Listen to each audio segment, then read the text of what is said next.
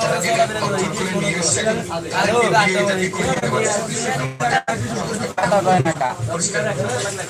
সরকার বলে একটা জিনিস আছে, মানুষের কোনো আস্থা নেই।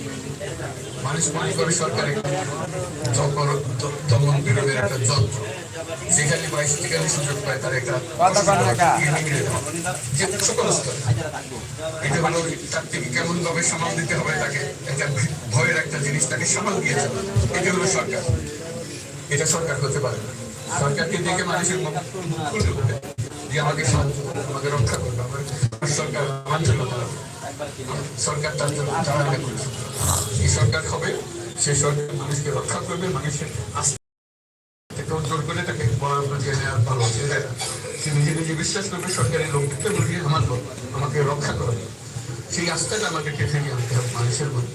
তাহলে মানুষও যুক্তি হয়ে যাবে, মানুষের মধ্যে পিছিয়ে থাকে, কিসের মধ্যে আমাদেরকে আমরা যদি জানতে পারি যে এই কারণে সবাই মিলে আমরা অগ্রসর হতে পারি। একটা বড় সারা বাংলাদেশ একটা বড় পরিবার, এই পরিবার আমরা একসঙ্গে চলতে চাই, যাতে করে একসঙ্গে আমরা কাজ করতে পারি।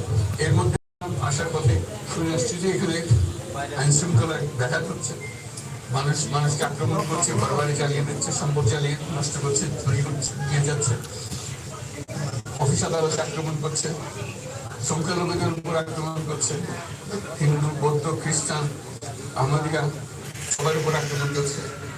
এগুলো হলো ষড়যন্ত্রের অংশ, এগুলো আমাদের বিষয় না। আমাদের কাজ হলো এটাকে রক্ষা করা, সবাইকে রক্ষা করা।